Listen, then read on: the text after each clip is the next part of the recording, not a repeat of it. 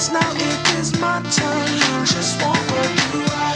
I am ready for your. I'm back. We're still talking politics and the election, and I have here with me Timi Olagunju, who's a public affairs analyst. Thanks for being here today. I want to focus on a bit of the mood of the nation. We're at a time where probably one of our most insecure times in history. Literally every part of the country is burning. And we saw how that factored in with the Anambra elections, where the turnout was abysmal because there were fears about what could happen on election day. Elections, unfortunately, in this country have always been marred by violence and security issues. More so at a time now where there's already insecurity at this sort of palpable level.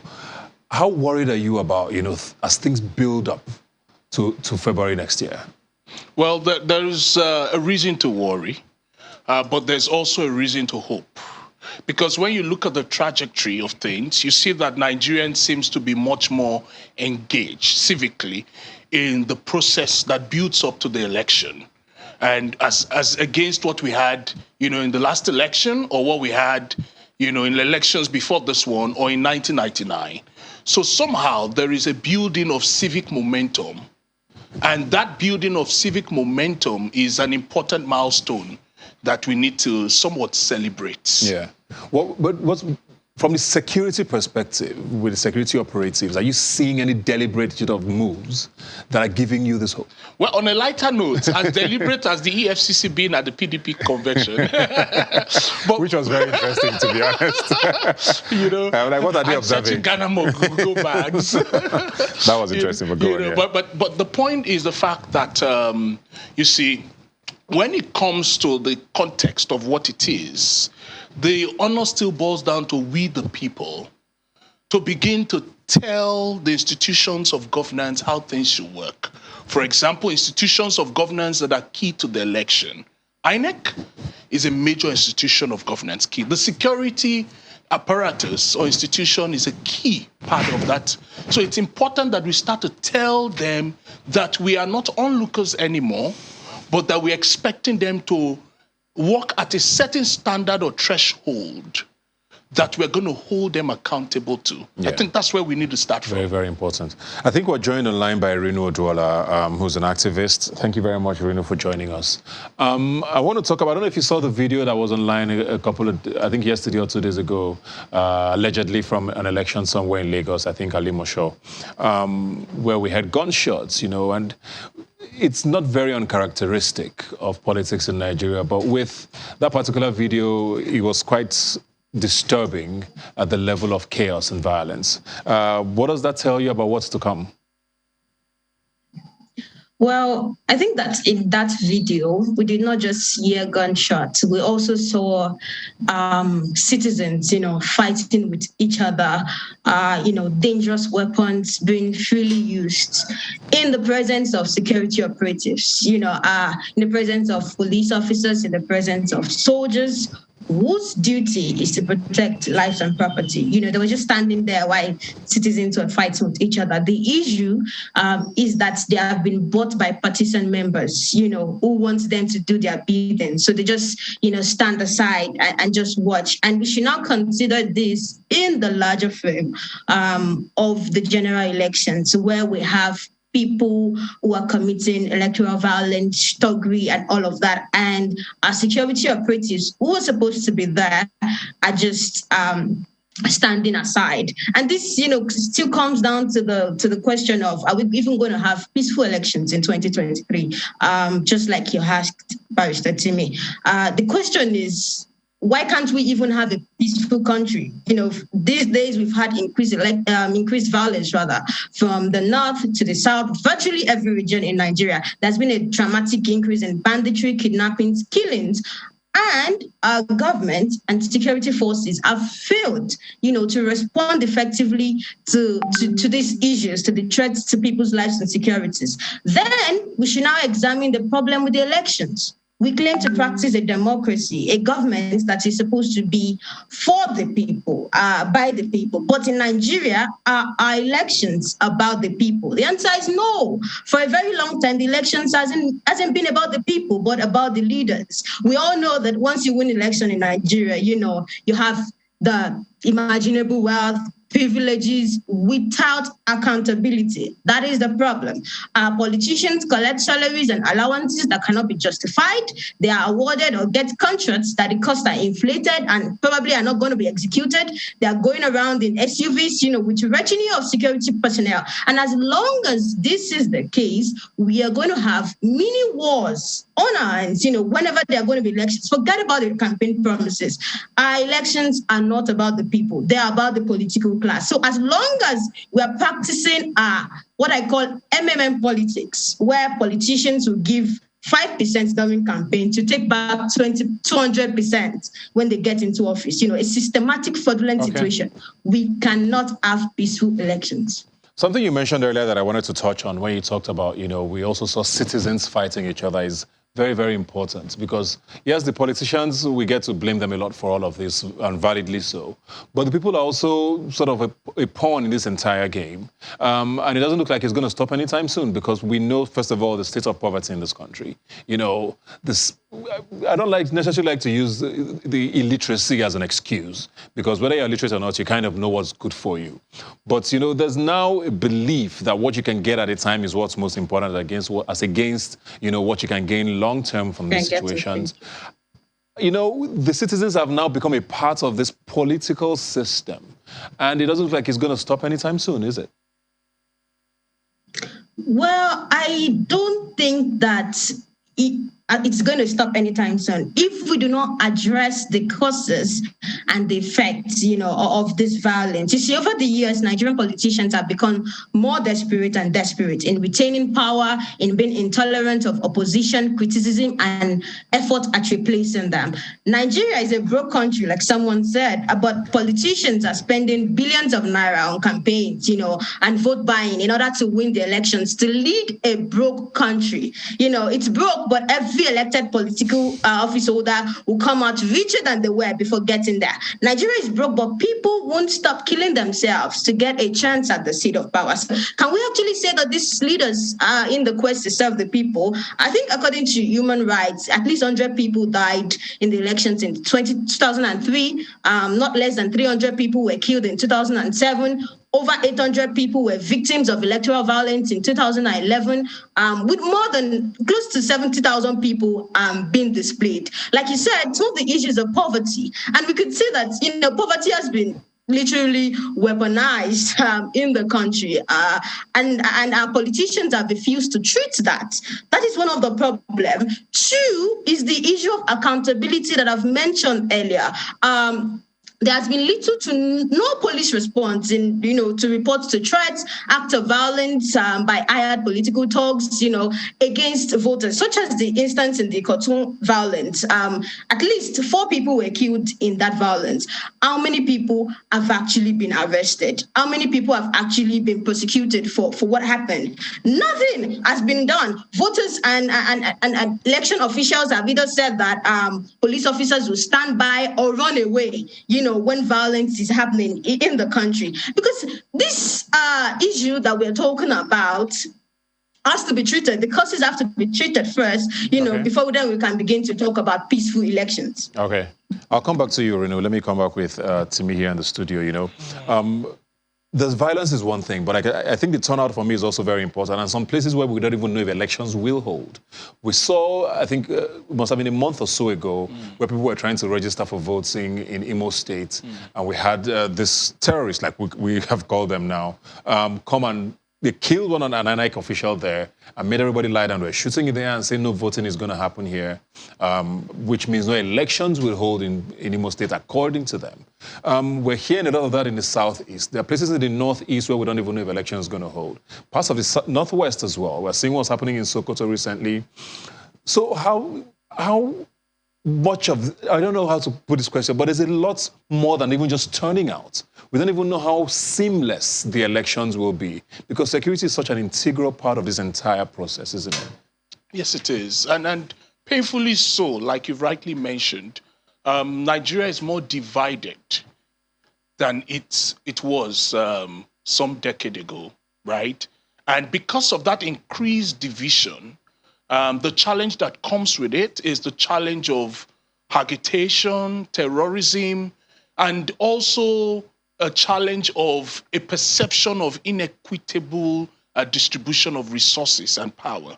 And that's the challenge that we are faced with as a country, right? And so with that challenge, that's a foundation. Like I like to say, if the foundation be destroyed, what can the makeup artist do than put powder, right?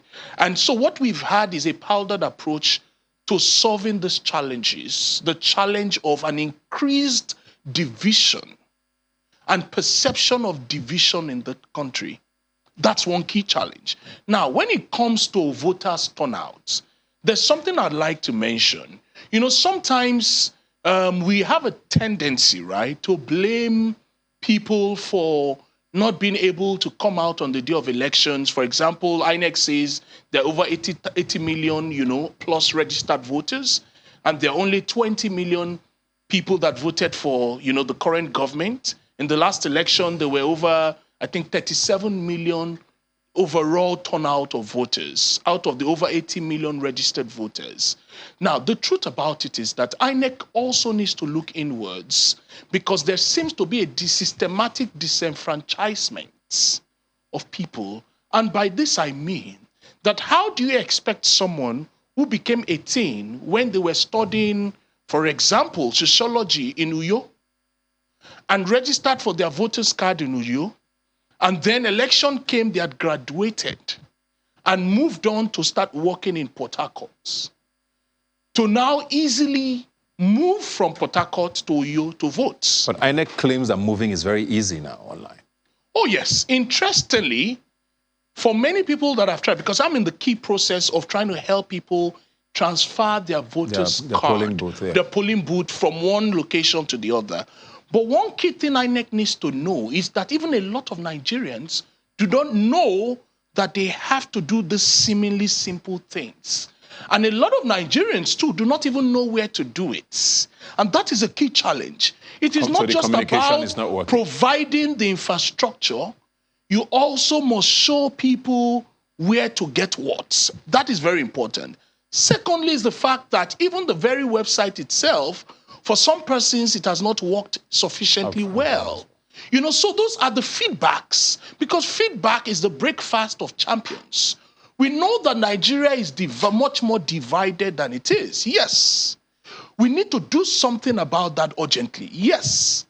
However, the little plugs that we can fix, we need to start fixing them, which includes that INEC needs to step up to its responsibility of ensuring that a democratic society reflects a democratic society. Because it is not democracy where certain persons are systematically and technically disenfranchised, who are even much more than the number of people that vote. So these are little issues we can plug aside the divided nature of the country.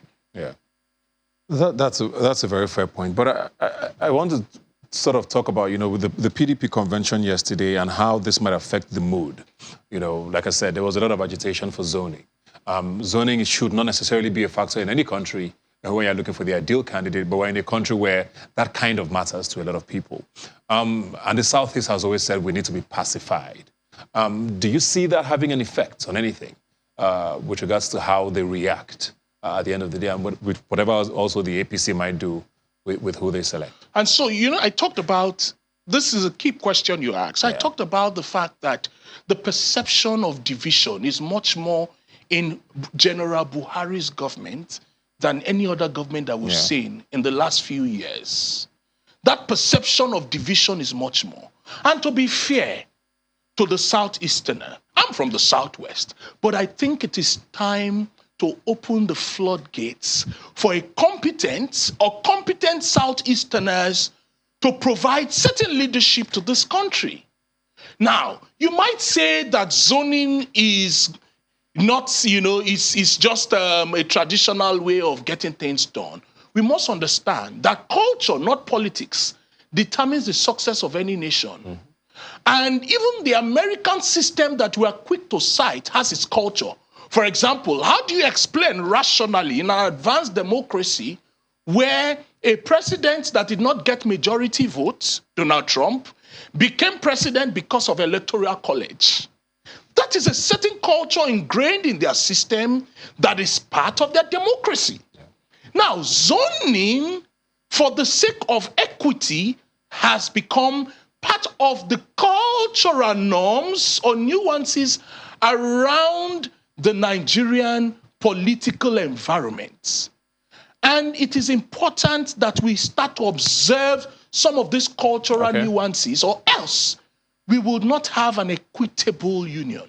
Let me go back to Reno now very quickly. I feel like every conversation I have with people these days, some people are looking for ways to not be here even when the elections are happening. They say, let me go, let you people finish your thing and I'll come back. I don't know how that solves anything, to be fair. But what are you sort of expecting from government in the next couple of months? Because the primaries, this is probably the earliest primaries we've had in our history. We have like sort of a 8-month window before the main election. So a lot should be put in place before then. What do you really want to see happen? You see, we should first address why people want to run away, and it's connected to the first question you asked me. You see, what happens when people lose hope in the government? One of the most dangerous things that can happen is for people to lose trust in their citizenship.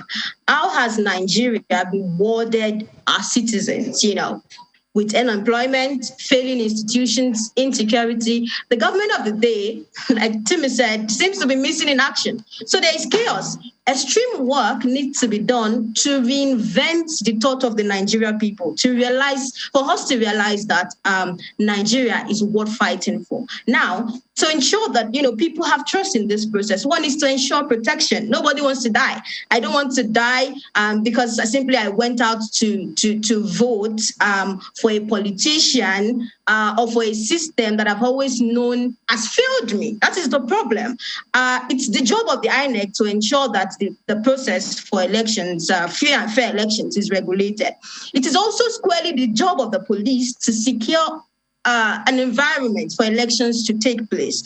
But then the issue is that, like I said, our police have become tools in the hands of partisan members, of the political community or whatnot. The apathy of the electorate can be also partly explained, like the question you asked, because street and polling stations are not considered safe enough to voters. And then this now puts into question the legitimacy of mandates received during elections. Because then even if the result meets the requirements of the electoral law, when majority of the electorate are disallowed from participating in the electoral process because of insecurity, then the basis of participatory democracy is diminished. In 2019, only 35% of the registered voters turned out to vote. That cannot be celebrated or described, rather, as a celebration of democracy. This is what we need to begin to fight against. Has justice been ensured for those that commit electoral violence, or are we, as a nation, just emboldening politicians to do whatever they like when they suit us? The issue is there can be elections, without democracy, but there cannot be a democracy without elections. Our elections must be free and fair. They must be secure as well, because they are the core of our democratic process. It is the duty of our government on all levels to ensure that the fundamental rights of citizens to vote, be voted for, are ensured, to guarantee the conditions of free and fair elections and all of that. And for us as well, no matter where our position is within the social structure of our society, we all have a role to play in election security. We cannot just sit down at home and, be engaging in helplessness. We all must have, speak up to alter the security architecture to become more election friendly. And that is what young people were trying to do during the NSAS protest. We must begin to occupy the office of the citizen, because whether we like it or not, Nigeria belongs to all of us. We must not watch while it degenerates into violence. We must protect the country by securing and watching over our votes. To address political violence in any case, for me, I think that in any case where electoral violence is recorded, both candidates must be investigated by security institutions, and if found guilty, disqualified by election by INEC. The issue starts with accountability, our police must have the capacity to secure the process of elections. If the Nigerian police is equipped to perform their elections, then people will begin to have trust. We must not also militarize our elections. It is very important. We need to go. Thank you very much, Renu, for that. Thank you very much, Timmy. Hopefully, we're going to come back in a few months and be talking on a happier note on more peaceful notes because, like I said, the process is still a long way to go. Thank you very much for joining us today. We need to take a break now and come back with more. Please stay with us.